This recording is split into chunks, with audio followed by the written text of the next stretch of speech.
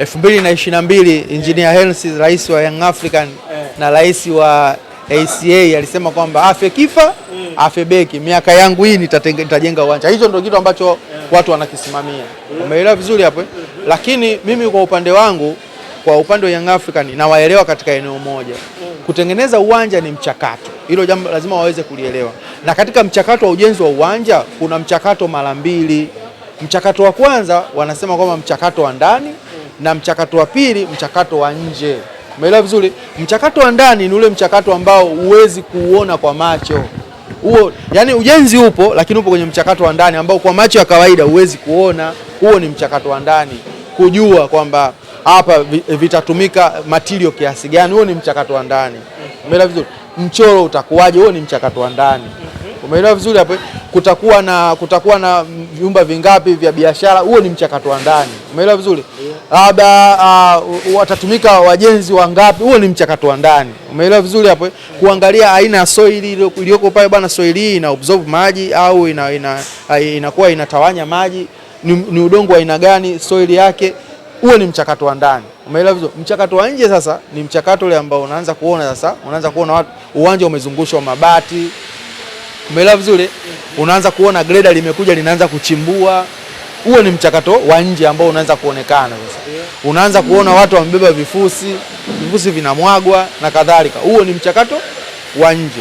Sasa ukiangalia kwa Young African, mimi nilivyojaribu kuwafuatilia kwa karibu, kwa mpaka hivi sasa wanamalizia mchakato wa ndani, na wao walikuwa wametoa miezi 18 nafikiri watakuwa wamekamilisha swala la ujenzi. Na ukiangalia siku ile ya uzinduzi walipoulizwa kwamba ujenzi unaanza lini, wakasema kwamba soon, yani unaanza hata kesho. Umeelewa vizuri? Tafsiri yake ni kwamba wapo katika inner party process, mchakato wa ndani ambao wanaufanya. Na ukiangalia Young African, mara mwisho mimi nilimsikia msemaji wa Young African Ali Shabani Kamwe alisema kwamba kwa sasa hivi kilichopo sasa hivi Yanga pamoja na GSM wao wanatafuta kampuni, yani wapo katika kutengeneza kampuni ambayo kampuni hiyo ndiyo ambayo itakosimamia utekelezaji wa ujenzi wa uwanja na ndiyo ambayo itakosimamia uendeshaji wa uwanja ukishakuwa tayari. Umeelewa vizuri hapo? Hiyo ni kampuni ambayo ipo katika utekelezaji. Kwa sasa hivi wapo katika matengenezo ya kampuni. Umeelewa vizuri? Na ukiangalia kule Zanzibar, nafikiri kama sio mwezi wa 3 mwezi wa 4 walikuwa wameongeza watu katika ile kamati ya kusimamia mchakato wa kampuni itakayoshirikiana kati ya Yanga na GSM.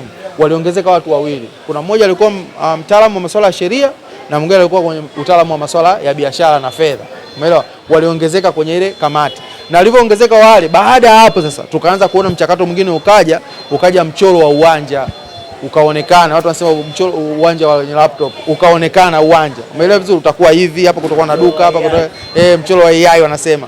Hapo kutakuwa na duka, hapa kutakuwa nini, hapa kutakuwa nini. Maana hiyo ni kwamba tayari alishatafutwa mkandarasi, ameweza kuweka mchoro na mchoro ushakuwa tayari. Kwa hiyo sasa hivi wanachokifanya Young African, wapo kwenye kuitengeneza kampuni ambayo kampuni inaundwa na Yanga pamoja na GSM, ambayo kampuni hiyo kazi yake kubwa itakuwa ni kusimamia, sio kuanza kuona kwamba matofali yataingia mangapi, no, kusimamia ujenzi wa uwanja, na ukikamilika namna ya kufanya uendeshaji wa uwanja utakuwa kampuni maalum, ambayo kampuni hiyo sasa itapewa jina ambalo litakuwa linasimama kati ya GSM na Young Africa, na ndio wapo kwenye mchakato huo kwa sasa hivi. Kwa hiyo miezi 18 ambao wameahidi kwamba uwanja utakuwa uko tayari, mimi nafikiri mpaka sasa wapo katika muda ambao wameweza kuahidi, ila tu kwamba kuonekana watu wanaforce zaidi kuona process za nje kuliko process za ndani. Hapana. Yani ubingwa ni jambo lingine, lakini katika hili naona kabisa kwamba wapo katika mchakato wa ndani ambao hauwezi kuonekana. Na haya ni kwa mujibu wa vyanzo vyangu ambavyo nimepata kutoka kwa wahusika wenyewe, na akiwemo msemaji wa klabu. Nimemsikia pia akiwa anazungumza kwamba Young African kwa sasa wao wapo katika mchakato wa kuunda kampuni ambayo itakuwa inasimama kati ya Yanga na GSM kwa ajili ya usimamizi wa kukamilisha ujenzi, lakini pia usimamizi wa uwanja ukishakuwa tayari, ili kuweza kuona kwamba uwanja unaendeshwa vipi. Kwa hiyo kutakuwa na kampuni maalum ambayo itakuwa inafanya hiyo kazi. Kwa opinion yako kama unavyojiita jina lako, unaona issue ni kweli nenda kukamilika? Mimi naona ni issue ambayo iko kweli kabisa, kwa sababu unapomzungumzia GSM, sawa, unamzungumzia mwekezaji ambaye kwa sasa amekuja juu sana barani Afrika. Umeelewa vizuri? Siamini kama yuko tayari kuweza kuichafua brand yake. Na walitangaza zabuni alafu akashinda GSM kwamba ujenzi wa uwanja. Tafsiri yake ni kwamba kama ikishindikana hivyo, maana yake umekwenda kuichafua brand ya GSM. Umeelewa? Yaani hapo mweke engineer pembeni kama rais wa klabu, iweke GSM ambayo iko pale.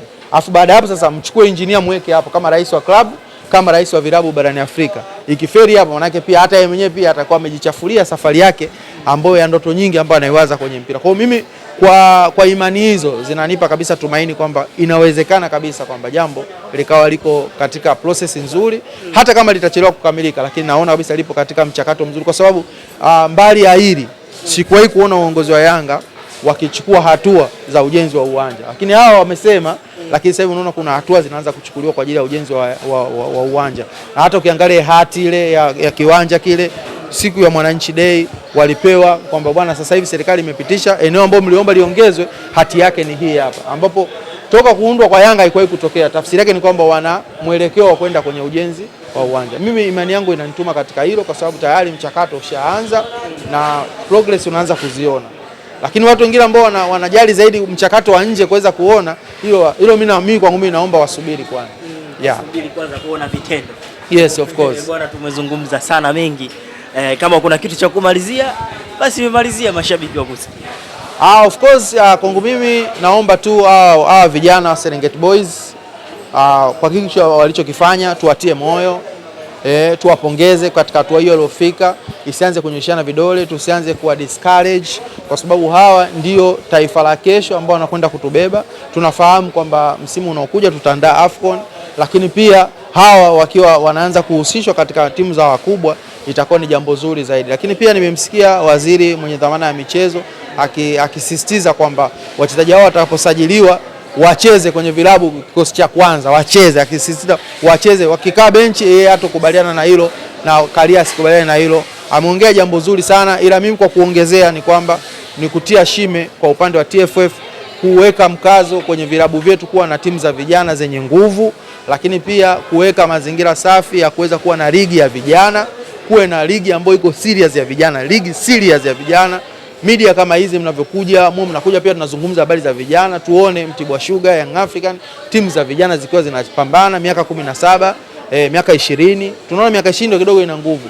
Miaka 17 haipewi nguvu sana.